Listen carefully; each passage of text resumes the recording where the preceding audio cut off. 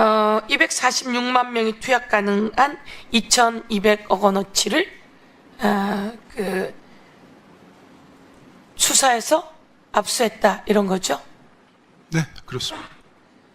상조도 부족한데 왜 수사에서 손을 떼게 한 거죠? 이게 지금 정권 핵심부로 가는 수사 초기 단계였거든요.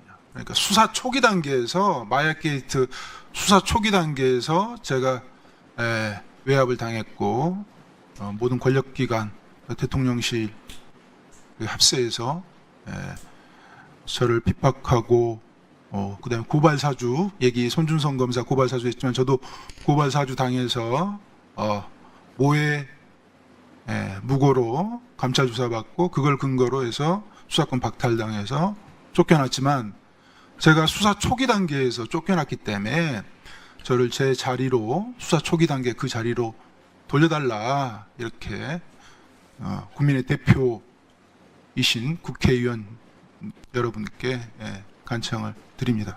예.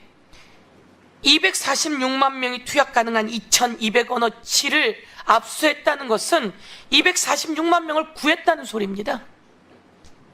고맙습니다. 246만 명을 구했고 거기에서 용산이 개입하지 않았다면 훨씬 더 많은 마약을 압수했고 훨씬 더 많은 사람들을 구했고 그리고 그 조직이 용산으로 가는 길목까지 찾아서 그 조직을 뿌리 뽑을 수 있었다. 저는 이렇게 생각하는데 다시 돌아간다면 그 조직의 뿌리를 뽑아낼 수 있습니까? 당연한 말씀입니다. 이 마약 수사야말로 공익을 실현하고 인권을 보호하는 바로 그 지점입니다. 국민의 생명과 건강이 이 마약에 달려 있는 것입니다. 안보도 달려 있습니다. 나라가 달려 있습니다. 아주 어렵고 힘든 일을 했는데요. 심우정 검찰총장, 우리 수사할 때 그 처음 마약 사건이 밝혀질 때 인천지검장이었죠? 네, 인천지검. 그리고 이 내용은 인천세관과 연루되어 있죠? 네, 그렇습니다. 제가 행안위원장도 했고 기재위도 했기 때문에 인천세관의 검색 때도 전부 다 체크했습니다. 그런데 이 검색대를 제대로 통과하지 않고 마약을 온몸에 칭칭 감아서 들어오는 마약쟁이들, 이 마약쟁이들을 인천지검이 적발했는데도 불구하고 다시 출국시켰던 거 아닙니까? 그렇습니다. 4명이 들어왔는데 1명을 검거했고요. 3명이 달아난 사실을 확인하고 인천지검에서 강력부에서 추적 수사를 하다가 어느 순간 멈춰버렸죠. 그게 세관 직원들이 말레이시아 조직원들을 빼냈다고 확인되는 그 순간이었습니다. 그렇습니다. 세관 조직원과 말레이시아 조직원들이 어떻게 연결되어 있는지, 말레이시아의 또 공항에 한국으로 들어오려던 100kg이 또 남아 있었습니까? 100kg은 제가 수사를 하면서 피의자들의 위챗 대화방을 통해서 제가 확인을 한 거고요. 지금 열린공감 TV에서 김충식 다이어리 수첩에서 23년 11월에 310kg가 또 나왔잖아요. 네. 제가 수사했던 것은 350kg 정도고 지금 김충식 수첩에서 나온 건 310kg고 그 외에 청주와 대전 사이의 공장, 부산 공장 여기에 수백 킬로의 필로폰이 보관되어 있고 이런 것들을 추정해 봤을 때 최소한 1000kg 이상이 국내에 들어와 있고 유통 대기 중이다. 큰일 난다. 이 마약의 여파가 한 달, 2달 있다 드러나는 게 아니고요. 사회적 여파가 확인이 되고 사회적 폐해가 알려질 때는 1년, 2년 정도는 걸립니다. 예. 심우정이 인천지검장으로 있으면서 인천 마약 수사에 수사가 가다가 중단되었다. 심우정에 대한 수사가 필요하겠네요. 당연합니다. 심우정은 마약 게이트를 덮은 주범입니다. 마약 게이트를 덮은 주범 심우정. 인천세관 연루 사실이 드러나자마자 언론에 보도되자마자 한동훈과 이원석이 남부지검 특수부 형사 6부를 폭파해 버렸다. 이 내용은 무슨 내용입니까? 방금 한 심우정 관련 얘기는 제가 백혜령 수사팀이 수사하기 전에 6개월 전 얘기입니다.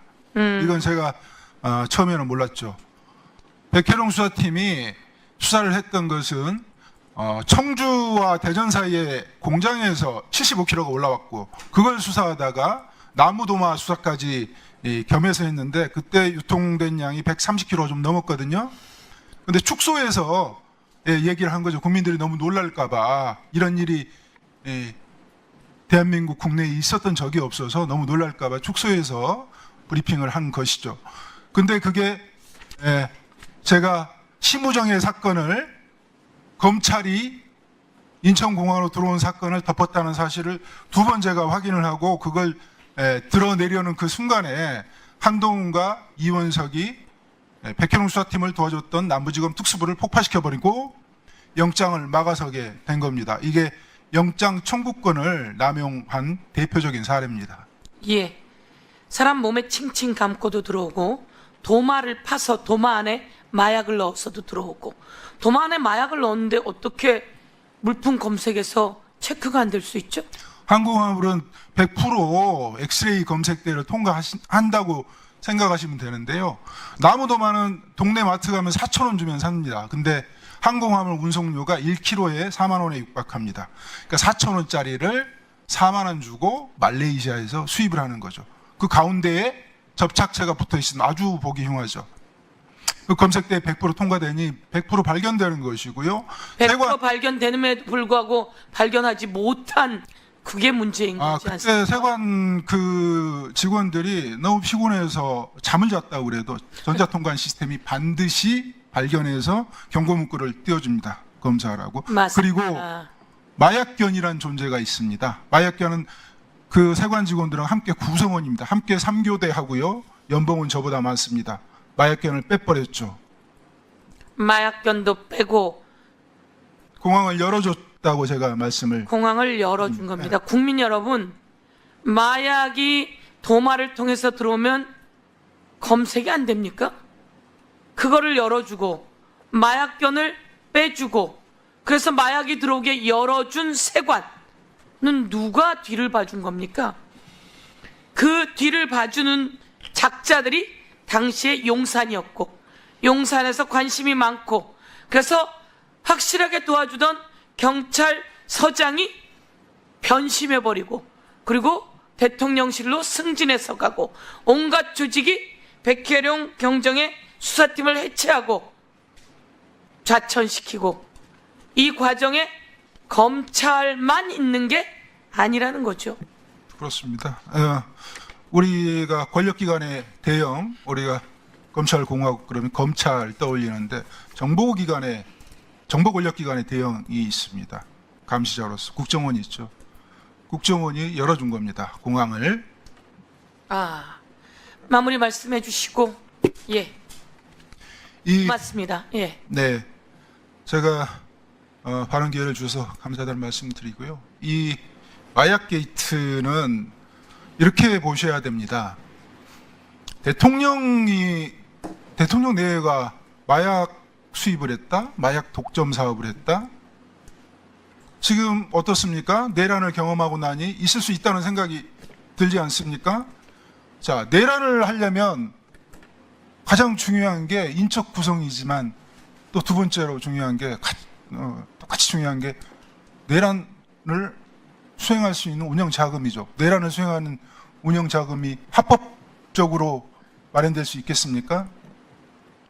그 대한민국에는 5만 원권이 지하에 엄청나게 숨어 있습니다. 그 5만 원권을 모을 수 있는 게 바로 대한민국에서는 필로폰입니다. 이 사실은 특수부 검사들, 강력부 검사들, 거기서 나와서 변호 활동하는 마약 사건에 변호 활동하는 변호인들은 누구나 상식적으로 알고 있는 내용입니다.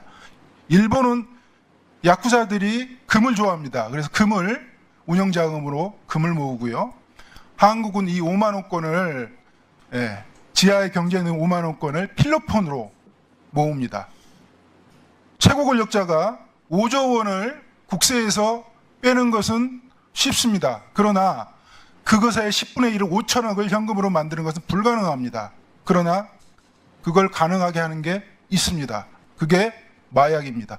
저는 이 마약 게이트에서 내란의 운영 준비 자금으로 이 마약 독점 사업을 했다고 확신하고 있는 사람이고요. 게다가 나아가서 만약에 국민의힘에서 4.10 총선에서 어느 정도 의석수만 확보했다면 이 마약으로도 1차 계엄이 가능했을 거라고 저는 그렇게 판단하고 있습니다. 그게 우리가 보았던 윤석열, 김건희 공동정부의 민낯이었습니다.